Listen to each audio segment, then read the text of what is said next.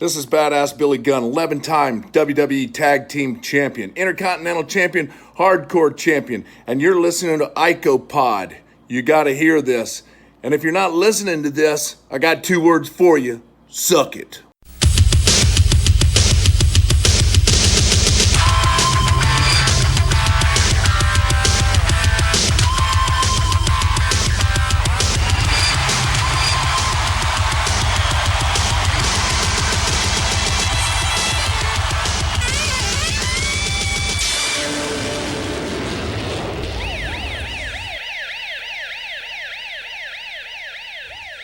And we're back with episode 83 of IcoPod. I'm Bob Conley Jr., and with me, as always, is Austin Skinner. Austin, how are you doing this week?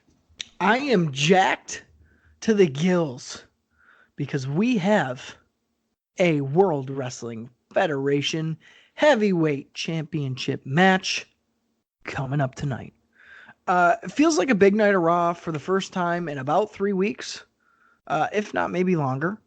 So I'm looking forward to this episode, and I really had no problem, again, sitting down to watch these episodes. I don't know if it's like SummerSlam's on the horizon and I'm excited, or things are starting to heat back up with Bret and Owen, or what it is, but I've just been really into some WWF 1994. So I'm looking forward to this episode. Yeah, I'm excited for the 1-2-3 Kid Bret Hart match. Arguably the biggest match that we've seen since probably like Yoko Savage at earlier in the year, right? I think they fought again back in February. Yeah, you could argue that for sure. Yeah, so definitely excitement is in the air. And there's also excitement because last week we didn't do one of our favorite segments, a highly regarded segment that many of you will reach out and say, hey, man, how come it wasn't on this episode? Well, because I have to make sure that you guys continue to tune in. So sometimes I'll put them in. Sometimes I won't do it. This week, since it is a stronger episode of Raw, at least on paper, I figured let's just go for it. We're going to do a Vince Russo update, ladies and gentlemen. That's right.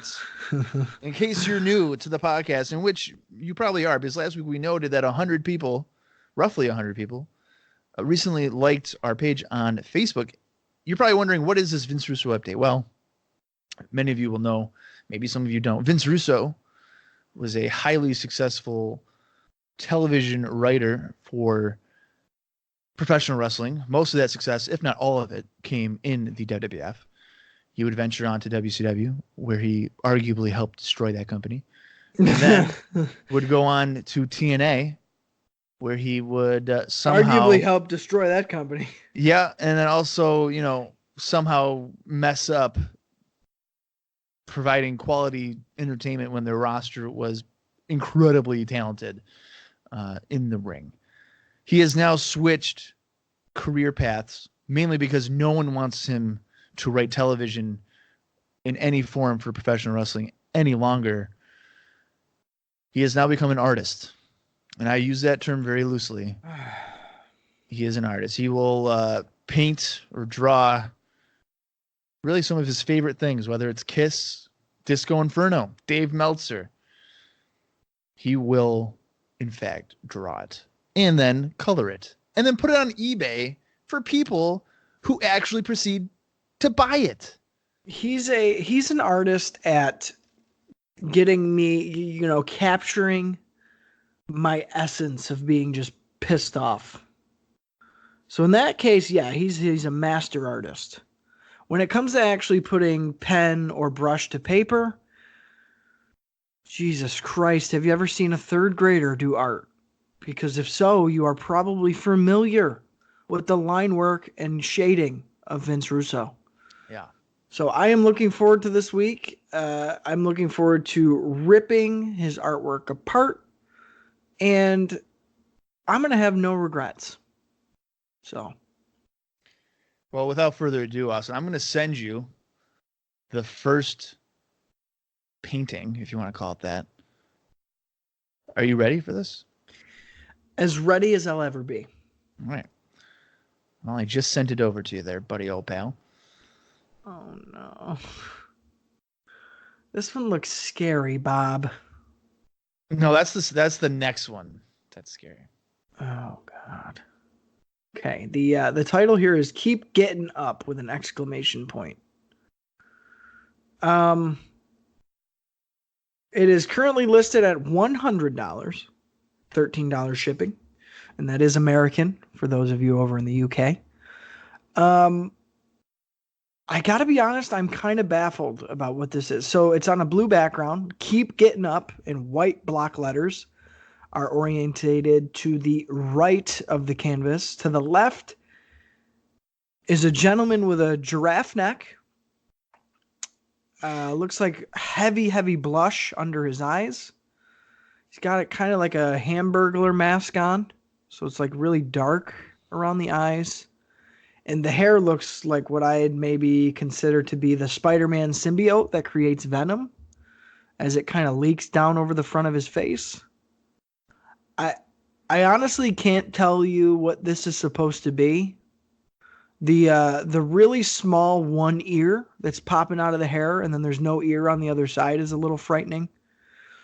As well as the pencil mustache that only the original Joker could pull off under his makeup. Yeah, I don't know. Bob, do you know what this is supposed to be? Yes, I do. I can't believe you don't know what it's supposed to be. I don't know what that is. It's supposed to be Rocky. Oh my God. You really didn't know that was his attempt at Rocky? Dude, no.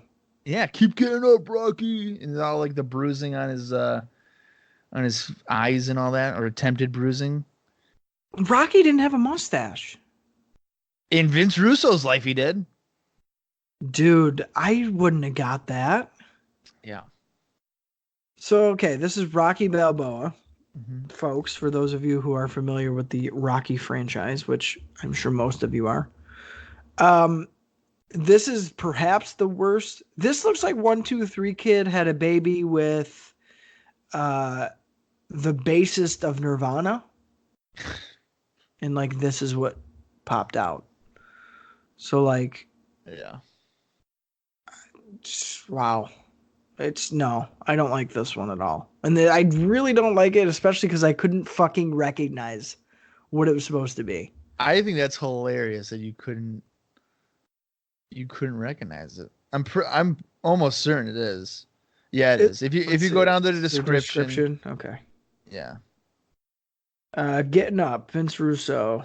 Original painting. This picture portrays the inspiration that Vince continues to receive from the one Rocky Balboa. That's pitiful, man. Yeah. Yeah, let me zoom in here. I just feel like there's no effort being put into these. Like, did he even really try to paint this? I don't know. How long do you think it takes him to do that? Well, and that's the thing. I think realistically, to let all this shit dry, it's got to take a little while, but something tells me that he doesn't probably let it dry. He just fucking goes for it. Yeah, probably. So I'm thinking maybe 3 hours, maybe. But dude, it's fucking horrible. Like the face is, it's like scary looking. Yeah. Yeah, no. Don't buy that for $100. Don't buy that for $5. The bruising and the red marks on his face aren't very well done. Not at all. It's so stark. It goes from tan skin to purple to tan skin to red. It's just like, I don't know. It's more like an eyeshadow. Completely. Yeah. Yeah, this isn't good. Right. Yeah, not a fan. Don't like that one. All right. How familiar are you with the present day wrestling landscape? Loosely familiar. If the person's been on TV for more than 3 years, I probably know who it is. Okay, I just sent you the second one, and it's kind of based off of a current professional wrestler.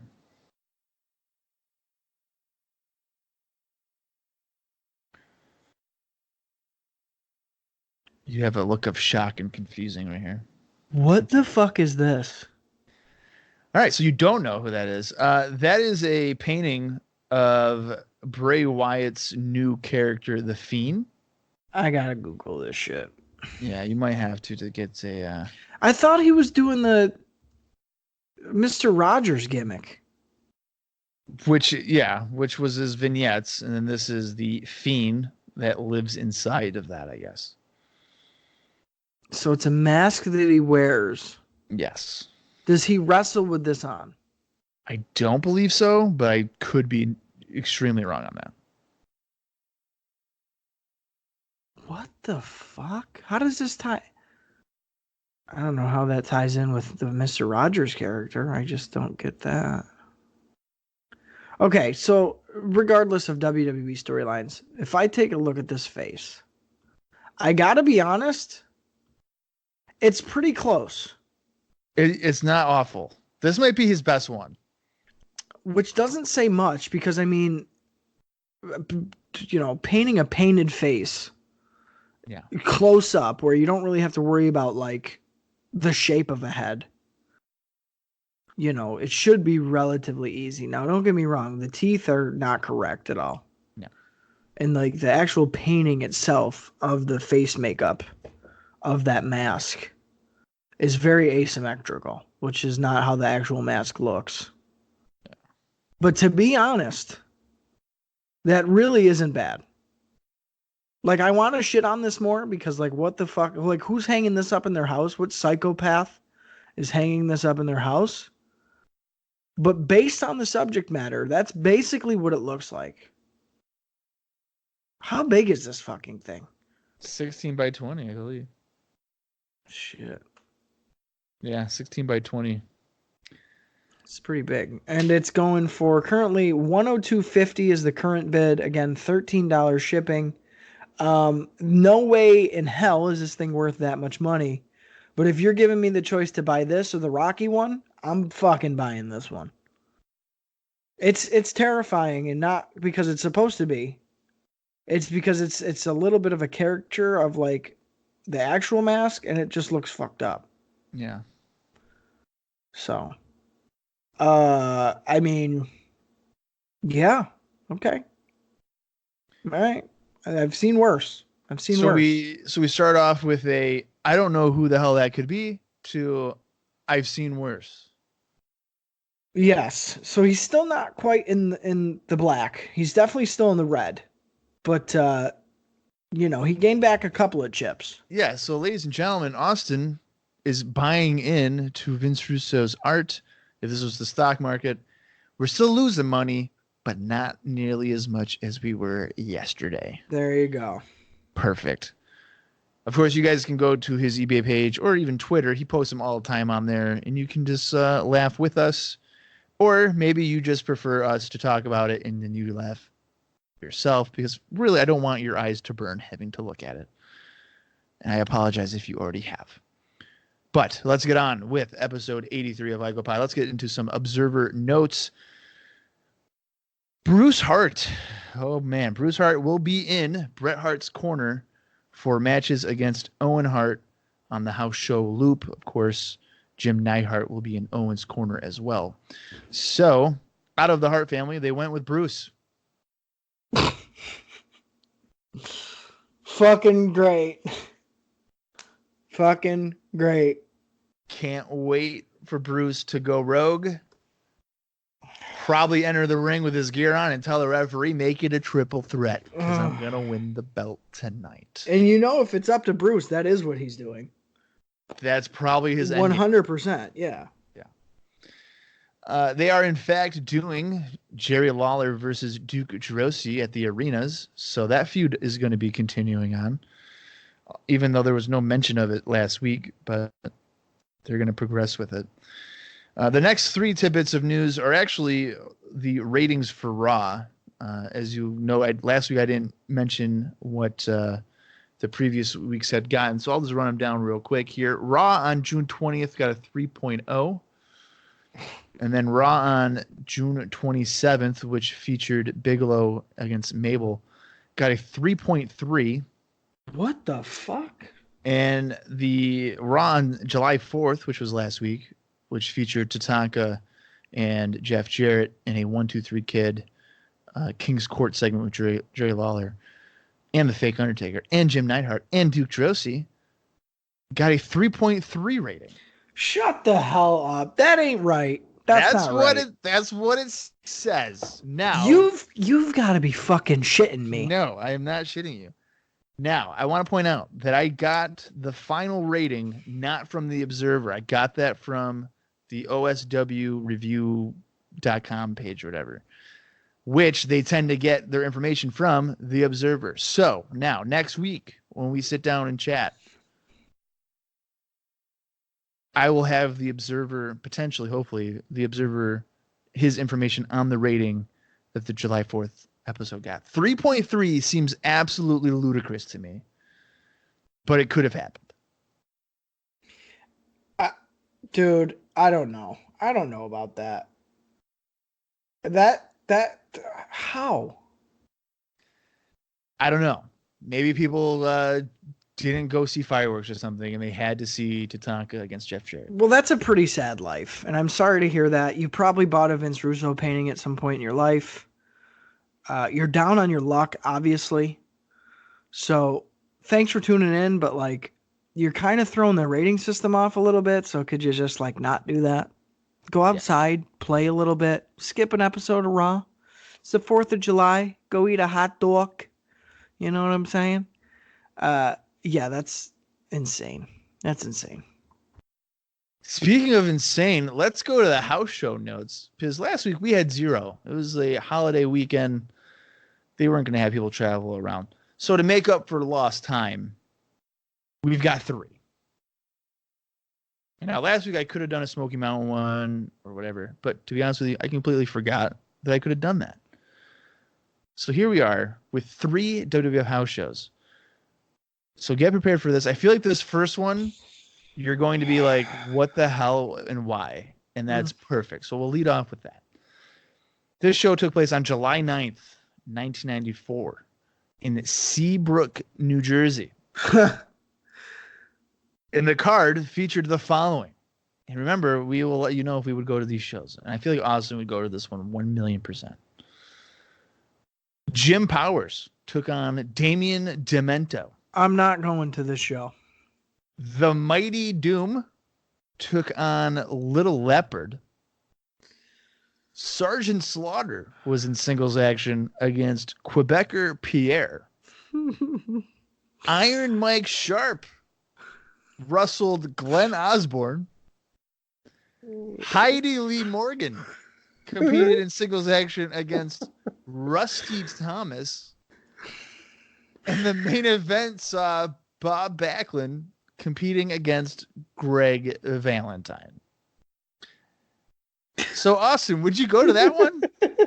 If you're telling me there's more than 50 people in that fucking audience, dude, now I know you're full of bullshit. I don't have attendance figures for that.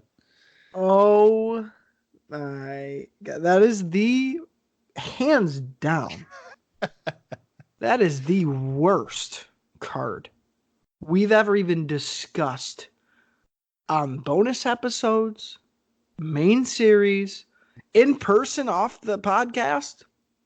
That's the worst card I've ever heard. Yeah, that's a hard path. Fuck no. That's not even, no, I wouldn't, no, that's a fuck no. That's offensive. Burn that building down and build it from scratch again, because you just killed the town. Seabrook, New Jersey, folks. That's what I should have known right from fucking there. Should have known. Yeah. You know that was like a high school gym where there was 47 people in attendance. Abso-fucking-lutely. Yeah. Maybe we'll get some better cards on these next 2. Imagine if the main event was Bret Owen.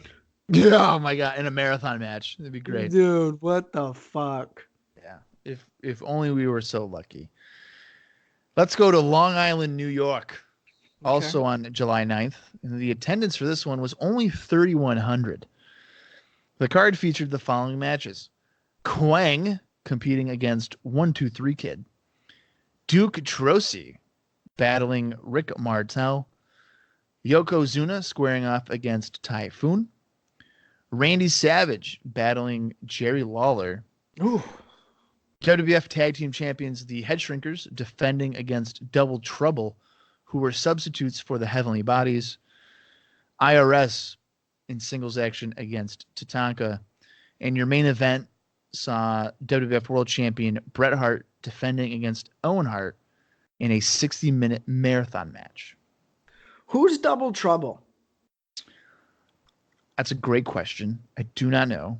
Okay. I don't think they were masked guys. They could have been. They might be like a masked team that had white tank, like a white suit, like not suit. I don't know, like a strap. Oh, okay. Yeah. That's a pretty solid fucking card.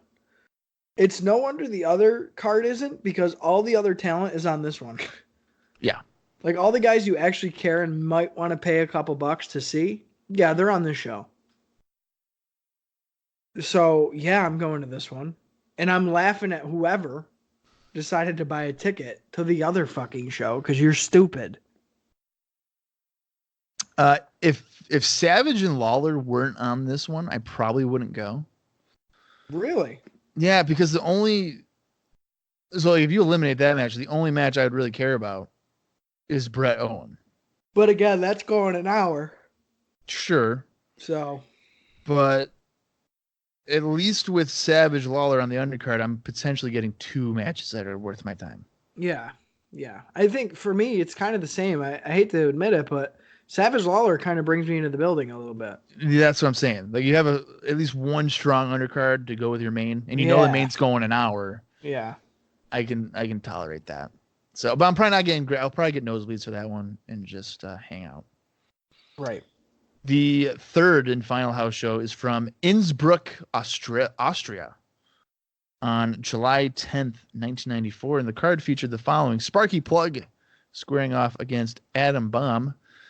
WWF Women's Champion Alundra Blaze defending against Luna Vachon. Mabel battling Bam Bam Bigelow. Crush competing against Lex Luger. The Smoking Guns in tag team action against Ricky Morton and Robert Gibson. Of course, they are the Rock and Roll Express. Doink the Clown taking on Jeff Jarrett. And your main event saw WWF Intercontinental Champion Diesel defending against Razor Ramon. So kind of a mixed bag there. I think I'm still going, although it's nothing that we haven't really seen before. Yeah. You know, there's nothing really spicing it up on that card. So I'm going, but I'm getting nosebleeds. I'm actually not going to go to this one. Really? You're skipping entirely? Yeah, I think going to. The match, aside from Razor and Diesel, the match that really catches my eye is the Guns against the Rock and Roll Express, which seems bizarre to say that, but that's exactly where my brain went. Yeah, no, and I'm right there with you, because I feel like, though it's kind of a mishmatch, I feel like they could have a pretty decent match. Yeah, and then you look at Bigelow and Mabel is going to be boring. I fucking want to see that. Yeah, Luger and Crush, probably the same type of format and same kind of structure. I mean, Blaze and Luna could probably have a good match, I guess, but I don't know. It doesn't, like, Doink to me. I don't want to really see him. Yeah, I think I got to skip it. See, now you're making me want to trade my ticket in and give it to a scalper. Well, you can't, because you're going, buddy. Okay. I gotta sit next to some weird fat guy. Yeah, you spent $7 to go to that show. Fuck. All right. Let's go into some syndication. We've got 3 matches this week to talk about. Quite a busy week for syndication. Yeah. The first one is The Undertaker competing in singles action against Tatanka on the July 9th edition of Superstars. I'll do a quick rundown here of the action. Taker attacks Tatanka from behind thanks to DiBiase distracting Tatanka from the floor. Taker works over Tatanka with several overhand blows and chokes Tatanka in the corner.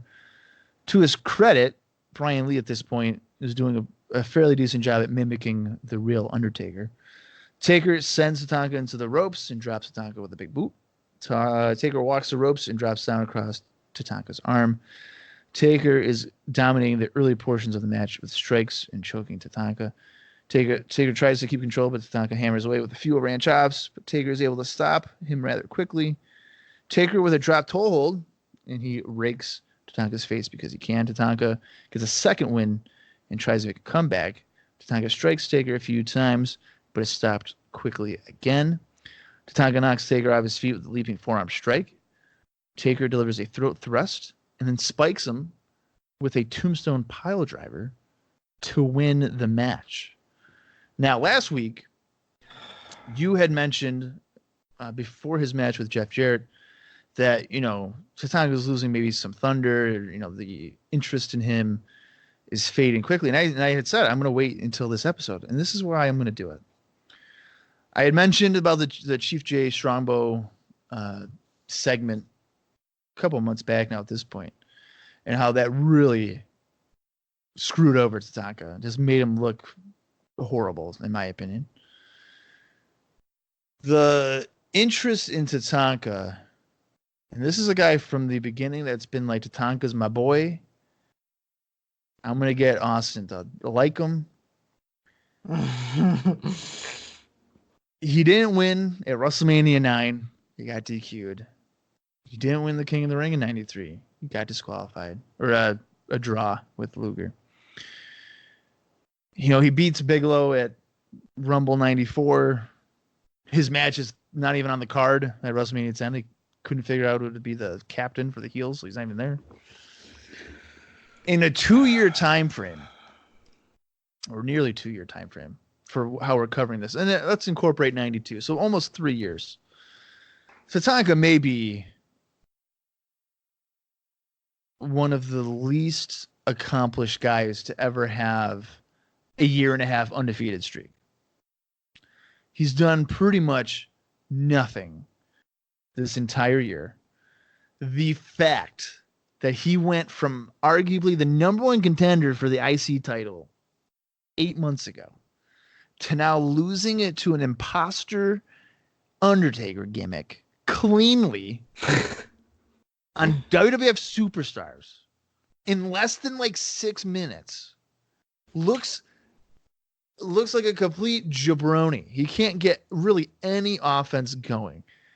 Tatanka as a babyface, this match right here is the end. There is nothing. I can't get behind him because I haven't really cared about anything he's done since WrestleMania. I think really another moment too is the second that he lost to Borga or whatever with cheating, but when he lost to Yokozuna, that is really the time where it's like, this guy can't win any big match ever. Sure, he beat Rick Martel 900 times in 1992. And then he beat him a couple times in 93. But outside of that, who has he beaten other than Shawn Michaels in a non-title and a 6-man? Who has he really beat?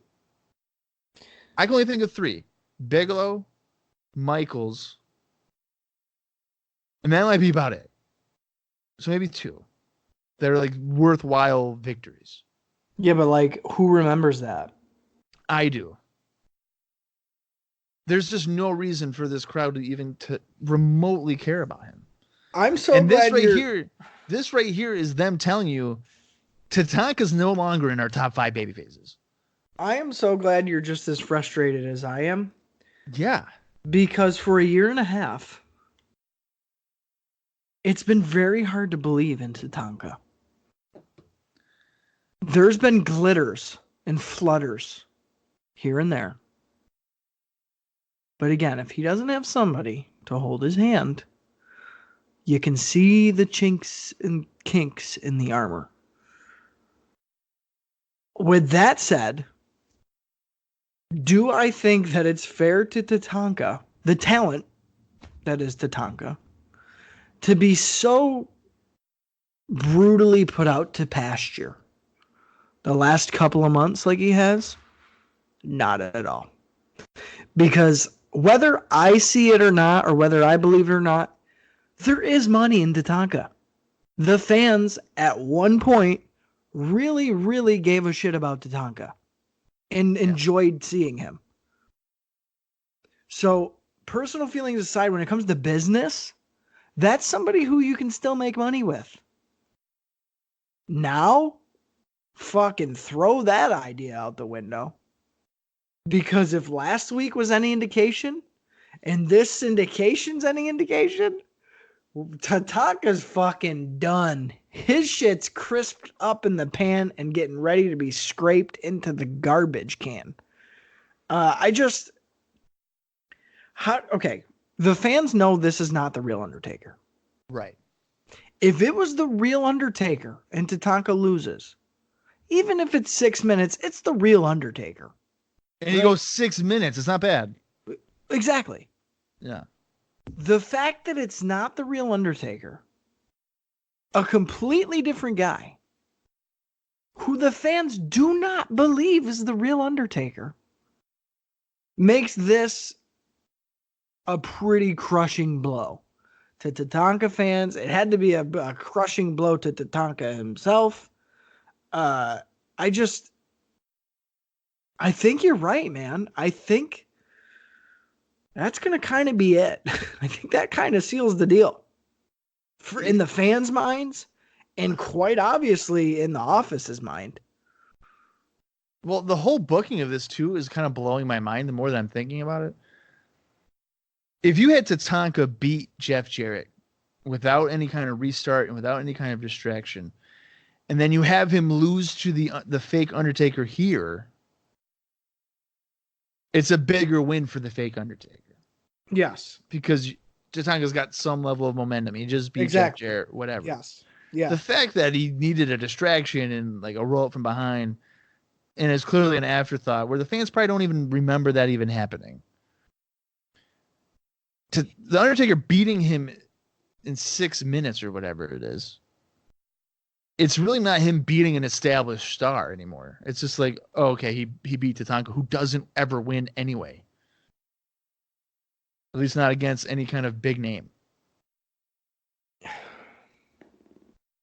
I think you're right. I think you're right. But even still, man, this is not the real fucking guy.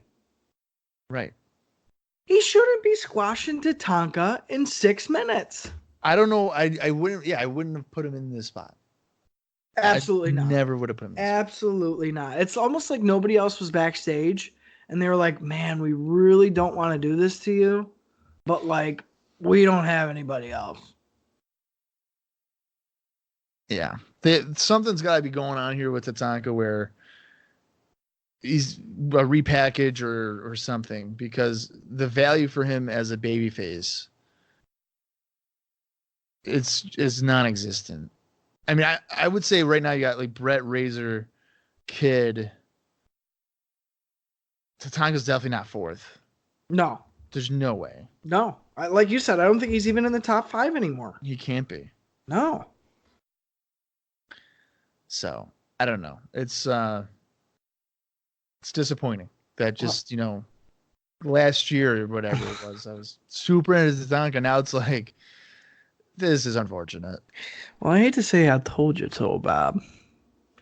But I fucking told you so. I had you one time on here saying Tatanka had a good match. Well, it's so funny because we almost flip-flop on guys. So, like, for example, it is weird, Lex. Yeah. Like, Lex. You loved Lex. Fucking right. Narcissist Lex. As a narcissist. Yeah. Fucking hated him as narcissist. No characters, nothing, bland.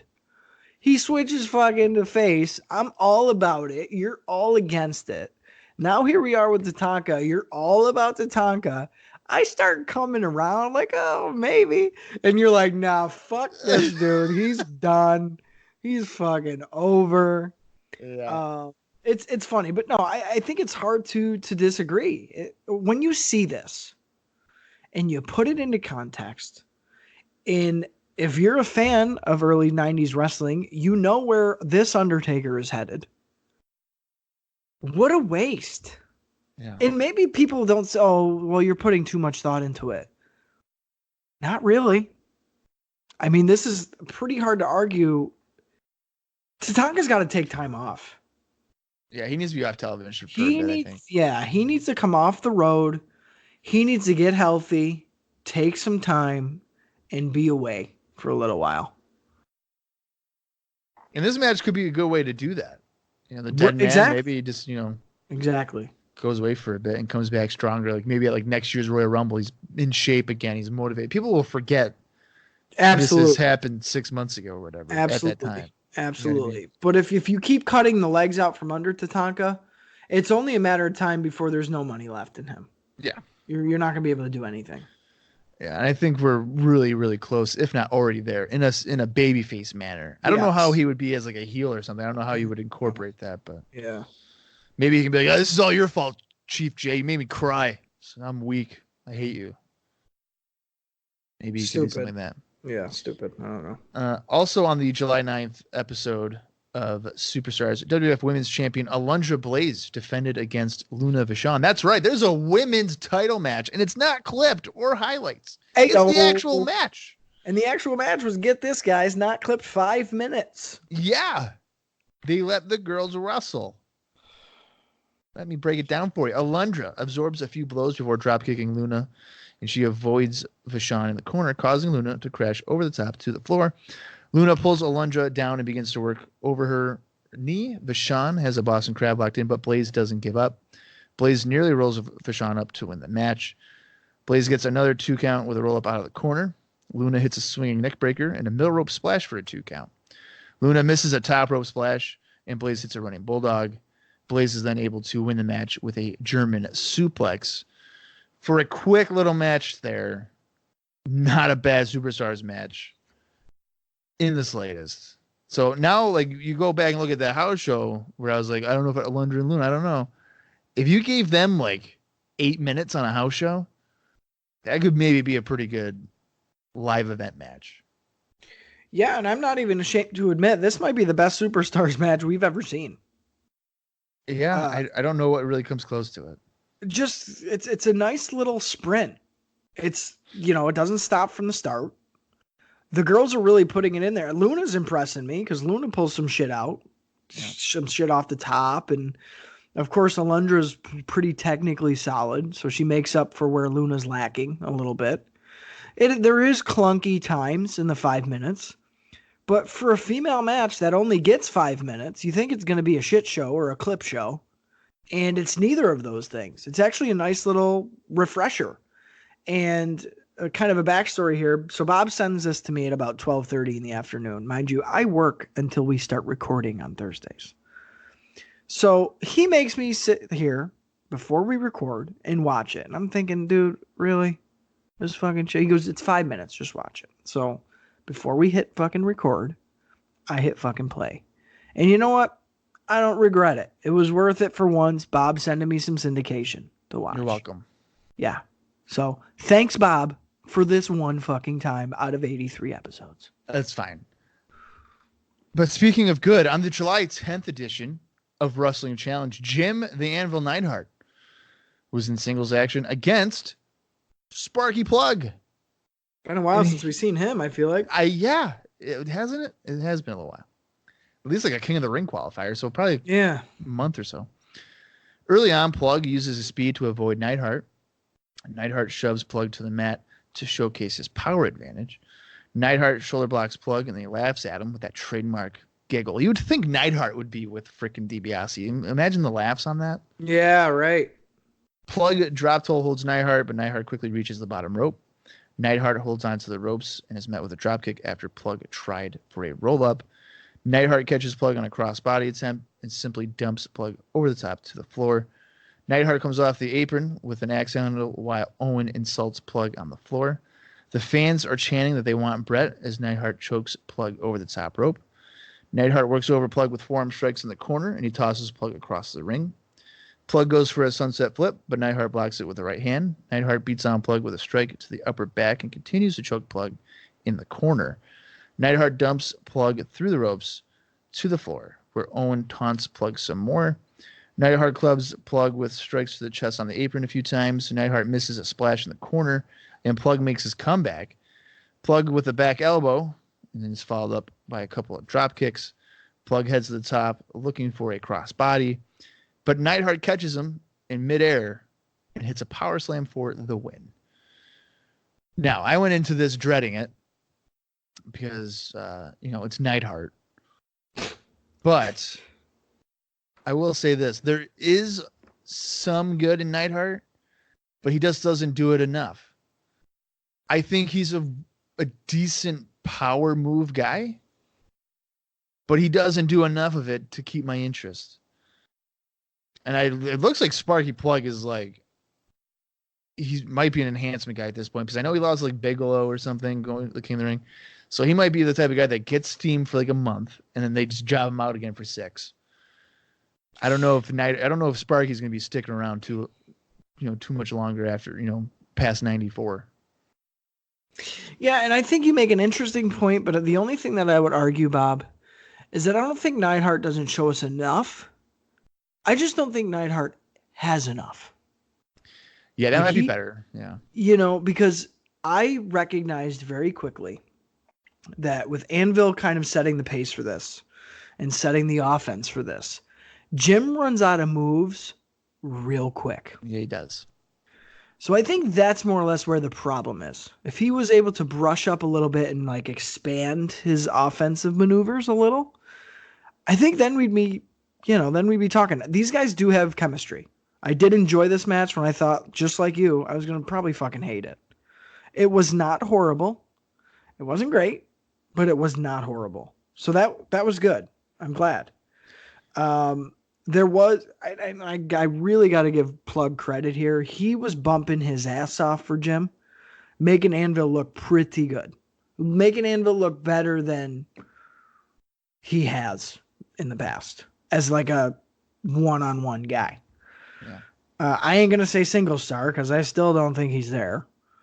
But in this one-on-one matchup, Sparky Plug really put Jim over good. He was making him look real good. Owen, of course, steals the spotlight every time Owen's on the TV. I'm focused on him. He's doing golf claps. He's still acting like a king on the outside of the ring. And this is where, like I mentioned last week, this is where I see Owen is king, a sign in the crowd. Pretty close to the front row, actually. So there's still some Owen fans. And like we said before, sometimes some of the best bad guys are guys that you can kind of sympathize with. That you say, hey, they're kind of making a good point. So maybe Bret taking the spotlight from his more talented younger brother, maybe that's not being lost on everybody. So I think that's pretty cool. Nice little match. I would have rather this on Raw than, half of the shit we got last week. Yeah, I'm surprised it wouldn't be. It was on Wrestling Challenge, the third level show. So that's kind of surprising. Right.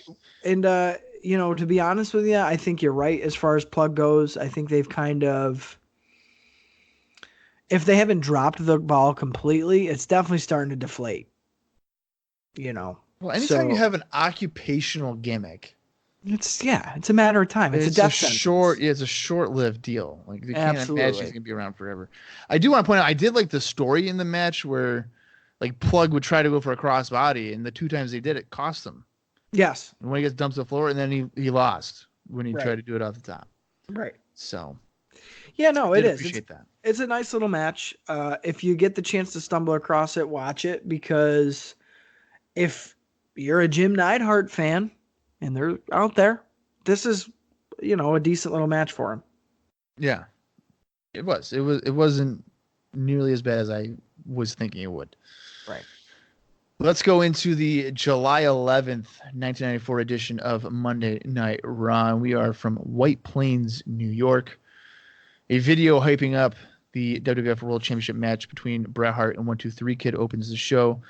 The video puts over all the upsets that 1-2-3 Kid has had so far in his WWF career, most notably against Razor Ramon on his, what they say, his first night, but it was really like his 3rd or 4th appearance. Bret Hart made a statement at the WWF Hall of Fame where he said he was looking forward to following 1-2-3 Kid's career. So they're kind of pretty much like throwing it in there, like Bret's been aware of what Kid can do, all these types of things. Not a bad video package, sets the stage up pretty well. Well, it did what 1-2-3 Kid wasn't able to do last week. It did hype me up for the match. I mean, here's why 1-2-3 Kid's getting this title shot. This is what he's accomplished. You know, Bret talks about passing the torch during the Hall of Fame. They show that clip. Yeah. Now we have context. Now it's not just 1, 2, 3 Kid saying, "Oh, I'm going to do 110% and hope that I win and hope that Bret makes a mistake." Like, no, this is the reality. This is why it's really happening. This is what 1, 2, 3 Kid should have talked about. But we'll show you now, so you're actually excited for the match tonight. Is it not hilarious that the thought of passing the torch is already being brought up? I don't like it. I don't know why they would do that, or why he would do that. I get when you say passing the torch to 19-year-old 1, 2, 3 Kid. Yeah. But he brings up other names as if he's like the Hulk Hogan of 94. Yeah. Which, like, no, Bret Hart's the face of 1994. So I don't want them to start dabbling into that too far at all. Like, Yeah, let's keep that on the minimum. I don't know why you want to like veer away from him. No. Or even try. And it's not like Bret is super old. I know he's in his late 30s or mid to late 30s at this point, but he's putting on pretty damn good matches for his age. So Yeah, they need to put a lid on that really quick. yeah, I absolutely agree. We get the Raw opening video, of course, and then we go to the arena where Jim Ross and Randy Savage are on commentary. Of course, this is Jim Ross's first Raw back in the WWF. He had returned on syndication last week. They hype up the match between 1, 2, 3 Kid and Bret Hart for a few moments. Before the opening match, Owen Hart and Jim Neidhart make their way down to the ring and taunt Bret Hart. They are escorted back to the backstage area. I did kind of like that. I liked that they come down in the shadows, lights go up, there they are. Yeah, they're in his head. Get in his head a little bit. I'm glad. Which could lead to a mistake for 1, 2, 3 Kid to win. Well, and that's the whole thing. I'm glad that it's with 1, 2, 3 Kid where this setup is kind of happening. And I'm even more glad that they're not staying out there. Because that makes me think, okay, there's a reason they just went backstage. Something's going to fucking happen. They're going to either cost Bret the title or get involved. They're going to like disrupt the match. 1, 2, 3 Kid's going to almost win or something. Kind of like they did with fucking Diesel.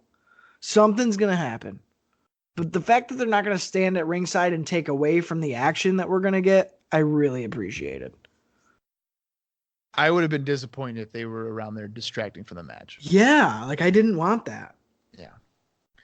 If you couldn't have guessed, the opening contest this week for Raw is in fact the featured contest. WWF World Champion Bret Hart defending against 1, 2, 3 Kid. This one gets a bunch of time, so bear with me on the description here. This is a 20-plus minute match. Yeah, it was almost half the episode. Yeah. They shake hands to start the match. Kid takes Hart over with a quick arm drag, which surprises Hart. He does a little, all right.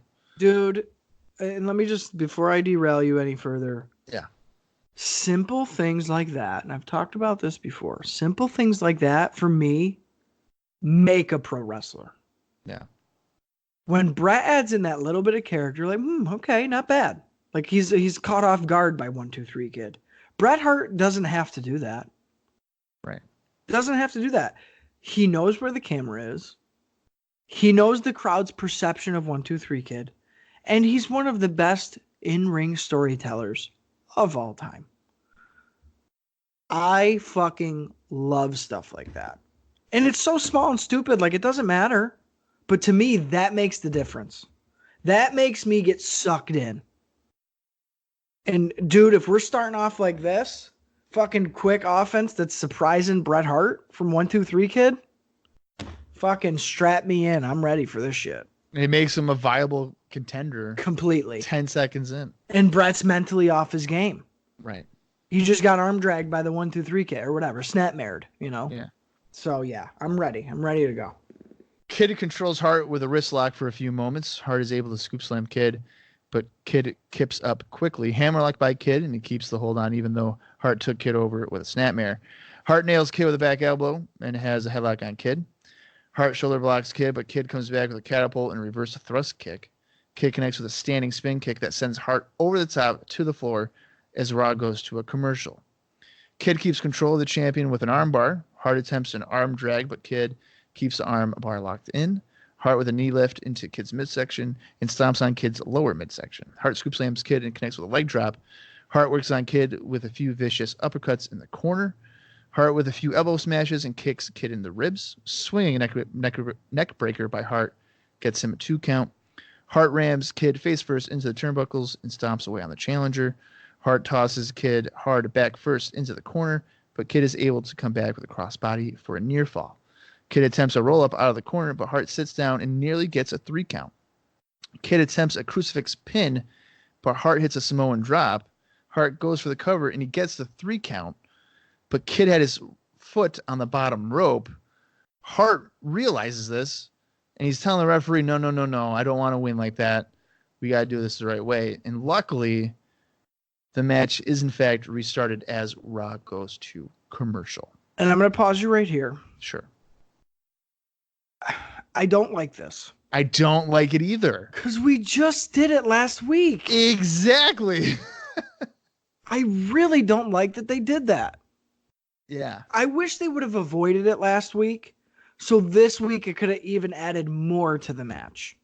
And it would have made sense because it's a babyface. Exactly. And Bret wants to win the right way instead of Jarrett being like, no, I want to beat the guy. Exactly. Yeah.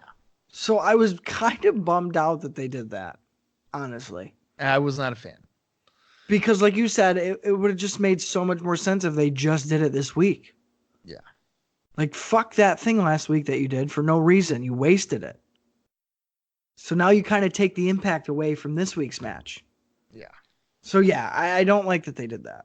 I don't. No, when that happened, I let out a groan. I was like, oh, man. I know. What the fuck? Why you got to do that? Yeah. Kid almost snuck a win as Hart had his back turned during the break. Hart has a sleeper hold on Kid for the advantage. Kid battles out, and he backslides Hart for a 2 count. Hart with a quick forearm drop and a leg drop for a 2 count. Hart plants Kid with a DDT, but isn't able to get a 3 count. Hart scoop slams Kid and comes off the middle rope, but is met with a big boot from Kid. Hart misses a clothesline, and Kid nails Hart with a spinning heel kick. Kid with a few boots and a spin kick in the corner. Running drop kick by Kid in the corner and leaps off the top, connecting with a twisting crossbody, but only gets a near fall. Kid is able to powerbomb Hart, which is incredible. Kid heads to the top rope again and connects with a leg drop, but is only able to get a 2 count. Kid clotheslines Hart over the top to the floor. He leaps to the top and he nails Hart with a somersault dive to the outside. Kid leaps off the top, but he misses a swanton bomb. Hart gets to his feet and goes for the sharpshooter, but Kid is too close to the ropes and reaches him quickly. Hart crotches Kid on top rope and he goes for a superplex, but Kid lands on top of Hart for a near fall. Kid misses a running splash in the corner, and Hart drives Kid down with a running bulldog out of the corner. Hart goes up top, but is slammed out the top by Kid. Kid heads up to the top, and he's looking for a missile dropkick, but Hart blocks it, and he locks in the sharpshooter, and it forces Kid to quickly submit. Thus, Bret Hart has retained the title. After the match, Bret and 1, 2, 3 Kid raise each other's arms, showing mutual respect for one another. Okay, so coming back from the break after that little restart, I think this, I'm going to say that this match is probably the best Raw match that we've seen.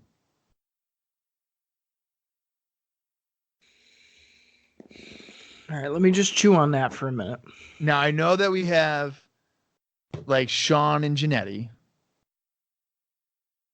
which both matches of those are good. But I'm going to say Bret was great. Fatu Bret, yeah, I thought about that one too. I think this is the best Raw match that we've seen thus far. Well, you know what? I'm thinking back to when I was watching it and kind of going into the finish. So like you said, once they came back from commercial after that restart, it felt like it was nonstop. Yeah, it's really good.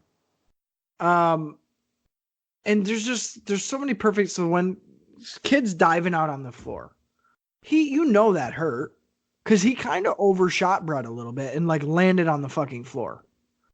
He gets his ass right back up. He's jumping off the top rope again. Savage at one point goes, "Oh, he might as well rent a condo up on the top rope because he's been up there all night." And that's what it felt like. Like he's removing all the stops. He's pulling out all the stops to try and capture this title. And that's what you want to see as a fan.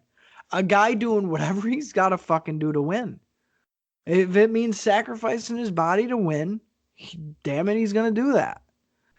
I love when Bret locks him in the sharpshooter, he's right at the ropes. It's like 1, 2, 3 kids getting all these breaks, and you almost want to believe that this little bastard's going to win the title tonight. The fact that Bret catches him down, gets him in the sharpshooter, middle of the ring, taps out, and then immediately goes down to check on 1, 2, 3 kid, picks him up, hugs him, raises his hand. Like, that is the new generation. Competitive matches, exciting offense, sportsmanship for the title. You know, that's good shit, man. And I don't know, maybe I agree with you. Maybe at this point, you know, for how long it was, it didn't feel like it was fucking 20 minutes. It felt like it went by in 5, which I think is saying something. Sure. There's a very good chance it is the best match of Raw that we've seen. I can't think of anything that beats it off the top of my head. So, yeah, man, holy shit, worth it. Felt big time. You know what else, too, was something small? I loved that Savage and JR, along with most of the crowd, gave a standing ovation. Mm-hmm. Like, that felt pretty cool, you know? And I think at this point, 1, 2, 3 kid's a made man. I agree with you, only as long as they avoid jobbing him out. You got to avoid having him lose to people that are at equal footing. So he can't lose to IRS anymore. No, I agree. You know, he needs to be winning. This is the match where now you can elevate him into an Intercontinental title run or feuding. Now, I don't think him and Diesel would be a good fit, but, you know, if Diesel were to lose the belt at some point, to put him in that category. Right. And I kind of disagree with you. Imagine a Diesel 1, 2, 3 kid match. Realistic, I wouldn't be able to buy into it. I mean, Diesel can literally squash the guy with his foot. I don't know, man. I think 1, 2, 3 kids kind of captured that imagination a little bit. I mean, fuck, he just took Bret to the limit in 20 minutes. Yeah, but that's like, okay, 1, 2, 3 kid against Yokozuna. No, like Yokozuna, like, that's an appetizer. Well, if we've seen Yokozuna be a dumbass and stumble off the second rope. Well, that would be the only way that would work. Well, that's fine. Never say never. Yeah. I think there'd be money, and I think there'd be believability behind a 1, 2, 3 kid victory over Diesel. I see. I don't know. I feel like there's a limit to him. There needs to be the right champion. Like if Owen Hart was the Intercontinental champion, sure, fucking put him in there. Well, you're saying what, size-wise? That's why. Size-wise, yeah, for me. Because Owen's a small guy, but he's bigger. He's physically fit. Yeah. I mean, 1, 2, 3 kids. I would say kid's gotten bigger in the arms and stuff comparatively to where he was last year. Yeah, he's filled out a little bit. Yeah, but he's still he's a small guy. He's still very small. I don't know. I don't know if I necessarily agree with you, Bob. I think if the story's right and they did it the right way with the right finish, I think I'd buy into it. Well, the only way that we would know is when we find out. So we'll have to see how his career progresses, and maybe he will be WWF World Champion, or maybe he won't. Who knows? Maybe he won't be put in that spot. Maybe he'll turn into Doink and be somebody we fucking hate. Oh my God. Could you imagine that? Dude, enough with the spin kicks. Holy shit. Dude. How we went from loving Doink and everything he was doing to absolutely despising the character. Yeah. You never know with WWF. They have a knack of really fucking shit up. They really do. So who knows? Maybe they will. Something catches on, they're like, no. Right. Yeah. Right. Hey, you know what? Maybe they will fucking start, IRS goes over them and all these. That very well might happen. Who knows? Yeah, it should be interesting, to say the least.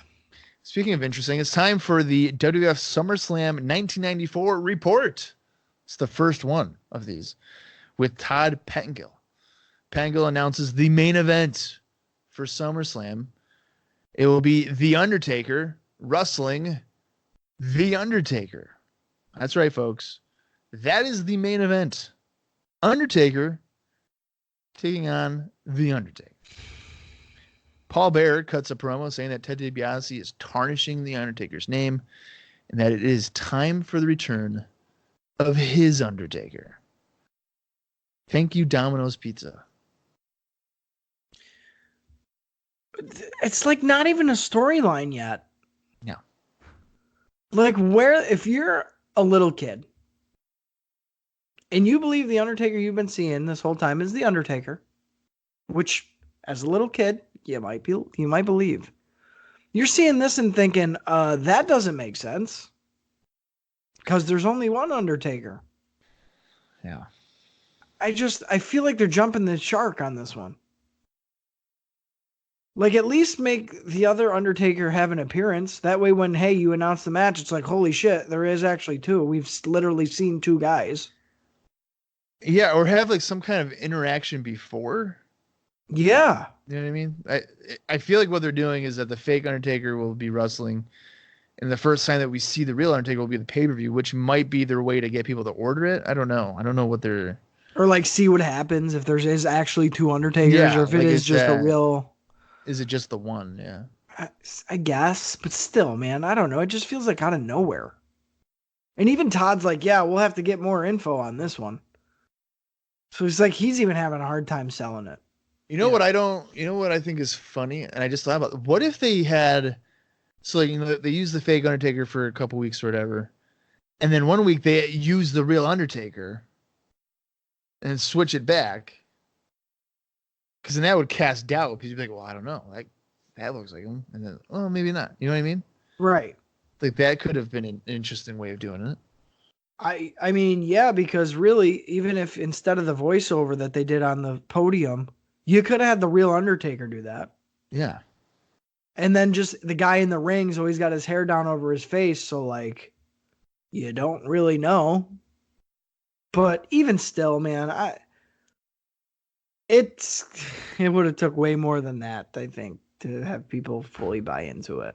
Yeah, I mean, I don't personally have any interest in this. Yeah. Ever since Undertaker went missing and the guy from the sandwich shop was Jesus Christ saying he walked out with a 6-foot fucking sub over his shoulder just walking down the street. I mean, it's a little bit much, but yeah, fuck all that. Yeah. That I should have known from the goddamn start that's where we were going, because honestly, thinking back, I do remember this angle. I do remember it being later, though. I didn't think this was now. So going all the way back to, like, even before Ted was getting a group together, and I had said I don't remember him getting a group together, that's why. Because I don't remember this angle happening for, like, a while longer, which I don't know why. I don't know when I would have thought it would have happened otherwise. Yeah. But I don't know. It's just weird how sometimes wrestling memory, you like warp shit around, you know. Or but that was definitely, it all kind of like blends together sometimes. For sure. And that's what happened to me here. But now with this announcement, it's like, oh, God damn it. Like, this is what I thought it was. And this is what Meltzer was talking about a couple months ago. Right. Fuck. It's actually really happening, and it actually is right now. So I don't know, man. It's just, I don't know what the point is. I don't get it. I think it's that they've run out of ideas for Undertaker, and there's no one else that they can put him with. So they had to make a fake one to like fight himself. You can't fight anybody, so you're gonna fight yourself. Yeah. I want the fake Undertaker to win. That'd be great. And be like, yeah, why fuck not? you. We're gonna start anew. Yeah, I'm the real one now. Yeah. You're the fake. You're going to Smoky Mountain. Yeah, you son bitch. The crowd, they're like, Brian Lee looks weird. This guy's way taller. He's nuts. Ridiculous. Yeah, and I also don't like that it's the main event. I don't know. No, I you know. What I mean? It's just stop taking away from Bret and Owen. It's a slap in the face to the heavyweight champion that you're not the main event. I hate that they keep doing that shit. Yeah. Let's go into the second contest. It's Crush taking on Matt Hardy. Oh, yeah. Needless to say here, Crush wins the squash pretty quickly following a back breaker. I'm actually surprised Crush is still here. I thought he was fired shortly after King of the Ring, but he's sticking around a little longer. No Again, mention with Luger or anything, though. That was kind of weird. yeah, and again, it's another guy that I just don't care about. Again, a guy where I feel like you're kind of wasting TV time with. I love that the crowd's chanting USA From Matt because, Hardy. well, because Crush is from Hawaii. Right. But he's aligned himself with the foreign fanatics. That's stupid. So now he's a foreigner by default. I really liked that when Hardy And gets isn't Hawaii separate anyway? It's not attached, so he is a foreign. yeah, must be from Japan. It's an island. Yeah. I really like so Matt Hardy at one point gets his head kicked off by Crush, and Savage just keeps yelling "Goal!" He Like, does. Yeah, he he does. like yells it after a couple of times from the kick, but then Crush lands a military press, and Savage just yells it again out of nowhere. And I think it even cracks JR up a little bit because he's like, Randy, are you okay? Like, are you having an episode? And it's so funny because you can tell Savage is like, fuck it, I'm going to have fun tonight. Yeah. Because that's not written in. Like, No. he's just pulling that out of nowhere. Like, and then he even I'm bored. yeah, exactly. That's what it felt like him entertaining himself and JR kind of getting a crack out of it. Yeah. So it's funny shit. Crush hits a backbreaker for the Crush ain't shit. Like Crush don't mean shit to me. So, whatever.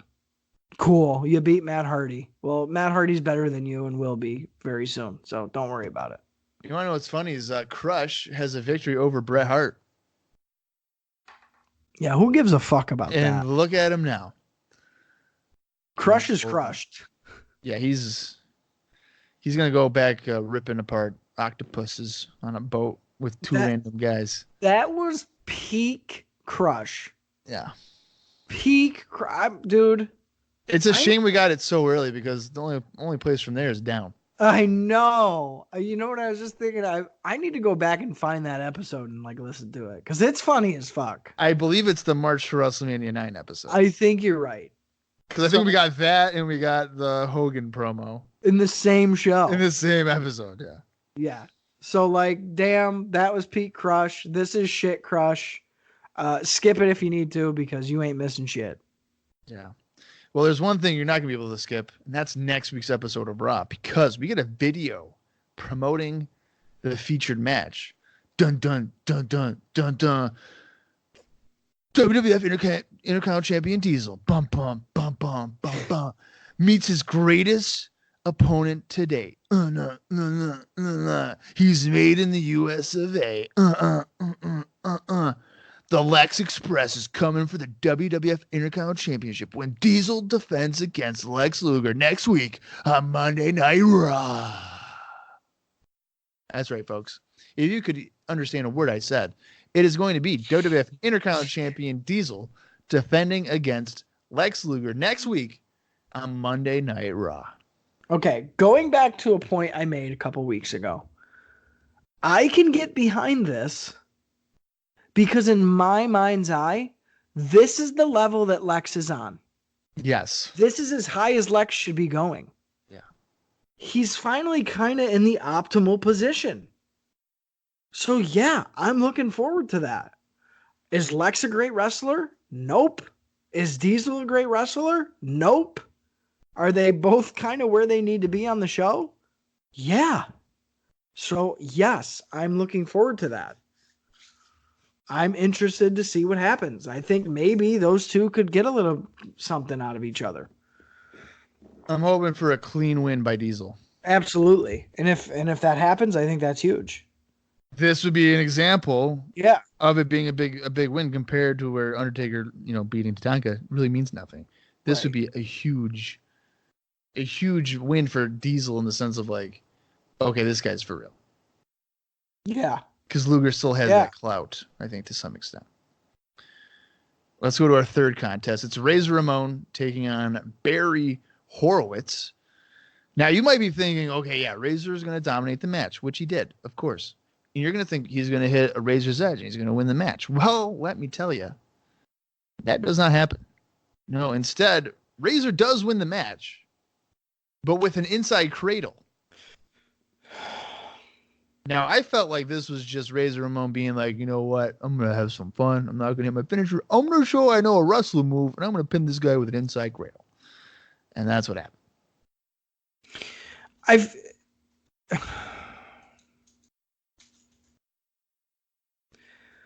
All right, so really quick, we get the little transitional scene. Razor's backstage getting hyped up for his match. Again, I really like that they keep including those little things. It makes Raw feel like there's no dead air time, which is good.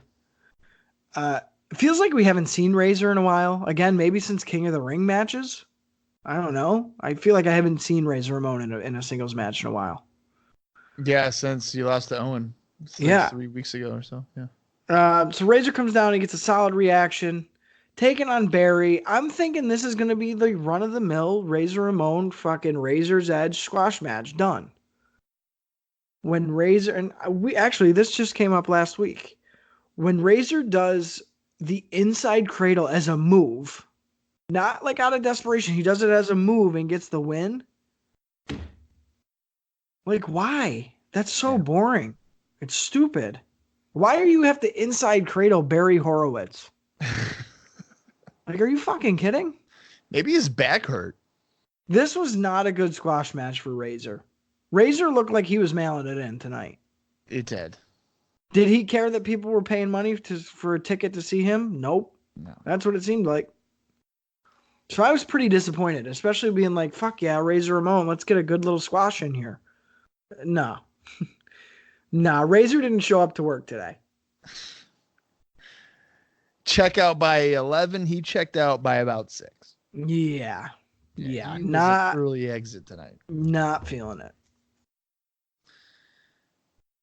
Earlier today, Jerry Lawler had a King's Court with Ted DiBiase at DiBiase's office. Now, I'm no office expert, but this one looked like this was at a local Motel 6. Like cafeteria by the window. Oh, yeah, you're right. I was like, holy right. shit. This is low end. This is a bad office for a millionaire. Well, it's not even that. It almost seemed like maybe it's in Titan Towers, like an intern office somewhere. It's like nothing important. It's fucking everything's vanilla. The walls, the phone, like everything's like wicked bland. I would have thought they would have gone to like a lawyer's office or something. Hey man, can we use your office with the leather couch and all this other shit? Yeah, with like a decent view. Like the blinds are closed, so you know it's just probably a parking lot out there. Yeah. It's just it's so bad. Bad visual aid. Yes. To say the least. Yes. Lawler goes over some of accomplishments that DiBiase has achieved recently, and he asks about Lex Luger. DiBiase reveals that he is no longer seeking to buy Luger because he's already been bought. DiBiase offered Luger a contract that he could not deny, and he notes that Luger hasn't signed the contract yet. But of course, everyone has a price for the $1 million man. So he's giving us the kind of inclination here that Luger has agreed to be part of his corporation. You can tell it's bullshit though, because King asked him, and he's like, "Well, it's not official. You gotta cross some T's, dot some I's." But yeah, so it's like, okay, motherfucker, like, who are you bullshitting? Although these two idiots on camera together is pretty good.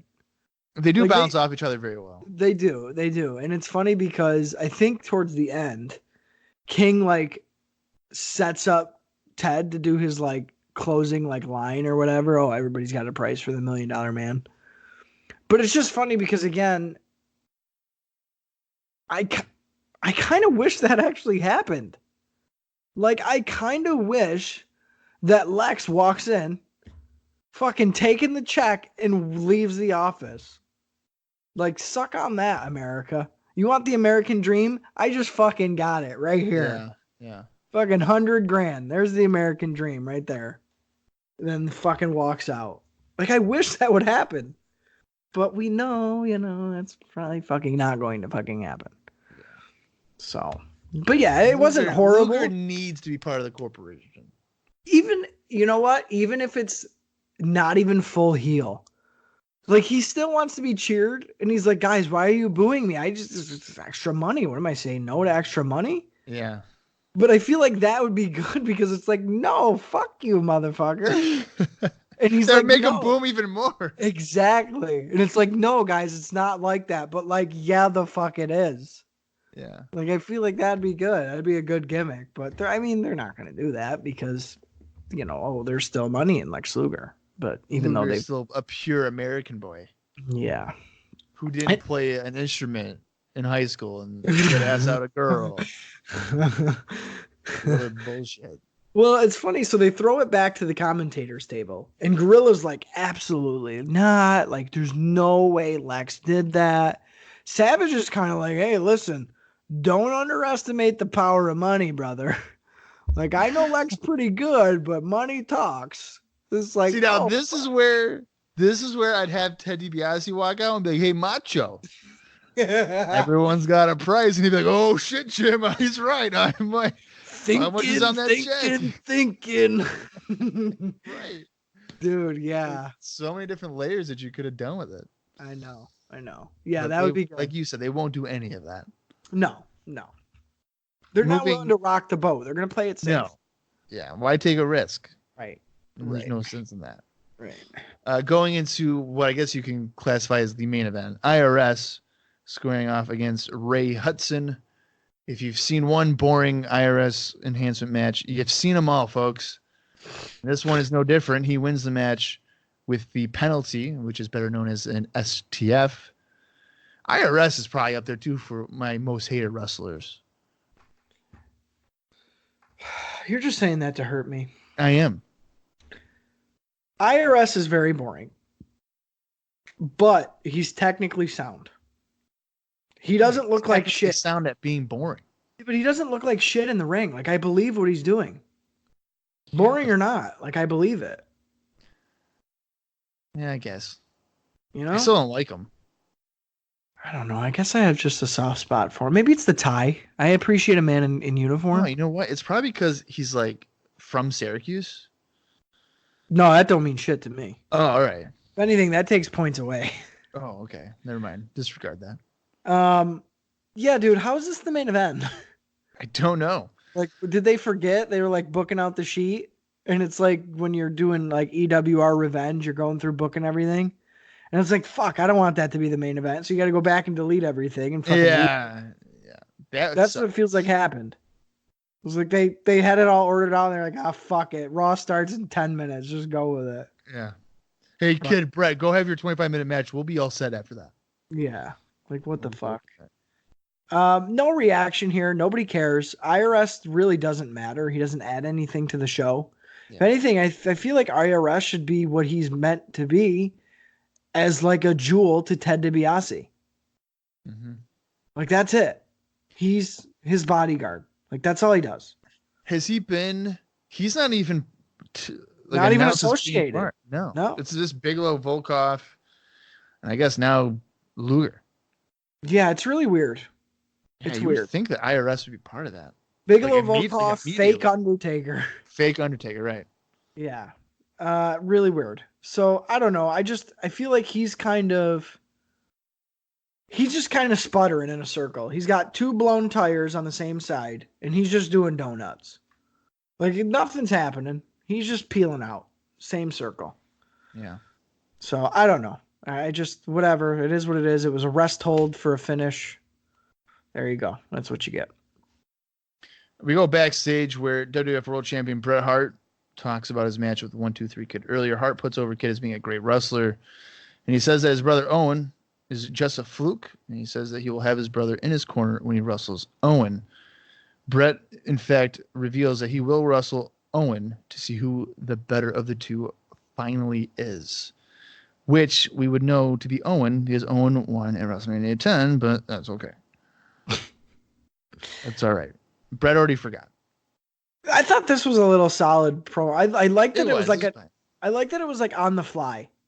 Like Bret's in the middle of like walking down a hallway or something. And he's like in a rush and he's just talking, and then it's like, whatever, I'm done. So I liked that. We also get announced that, next week, will Ted be in Lex's corner for the IC title match? Yeah. Owen Hart is in action, as well as Mabel from Men on the Mission in action. Men on a Mission, I should say. I don't know. I thought that was a nice little promo at the end. I'm glad that they're just finally adding fuel to the fire. I feel like we've kind of been left with the embers of WrestleMania for a long time. So they're finally adding some fresh wood to the fire here, which is nice. I'd say for this week, it was solid. It's been a while since we've had a decent week. So maybe that's why I feel like this, that even though it's still kind of the middle of the road, it's better than the last 3 we've got. So that kind of bumps it up a little bit. And we really needed it. So, one of the best matches we've seen on Raw takes place this week. Now, perhaps the thing with Lex and Ted unfolding. So I think we're getting there. It's very plodding, and it's slowly but surely. But I think we're getting there. So I did enjoy this week's episode of Monday Night Raw. Bob, what did you think? I thought it was pretty good. I mean, anytime Kid and Bret go 25 minutes, it could have been a dumpster fire after that, and I probably would have said it's a good show. Yeah. I do like the continuation and making you need to tune in next week to see maybe where Luger is with DiBiase. Mm-hmm. So it adds an extra level of interest for Luger Diesel. So, yeah, I thought it was actually a productive episode. I can't hate on it. Most of the stuff seemed to serve a purpose. I mean, the enhancement matches really didn't matter all that much, I guess. Yeah, but they've been really kind of dropping the ball with those enhancement matches lately. Yeah, I would say so. I don't know. They're definitely not the way they used to be, No, they're not. But I would say the episode as a whole, it delivered a really good world title match, a tease for next week, and then Diesel Luger is another big time match. That's a big match. So back-to-back episodes with 2 really big featured matches. Title matches As well, yeah. So I'm all for it. I enjoyed it. Yeah, I feel like we're finally, like, the train has finally left the station, and now maybe we'll actually march towards SummerSlam. I feel like anytime, as soon as you start getting those reports, like SummerSlam report or whatever, that's when you finally build. Because you got to start getting the card going, you know? And like, oh, what are we actually going to see? So Right. So I think we are a step in the right direction. As much as I'd hate to admit it, this Ted thing has kind of filled the gaps in. At least we're getting some sort of, hokey or not, some sort of storyline for the underneath card. Yeah, it's all about Ted though. On Raw. It is. And that's the thing that I think kind of kills it a little bit. Is that, yeah, sure, we know Bigelow's in there. We know Volkov, but we don't see them. Like, it's Ted every time. Yeah. So, I don't know. I think you're right about that. But, at least it's something. It's not Doink. It's not Booger. But it ain't great either. We'll see. We'll see what happens. Yeah.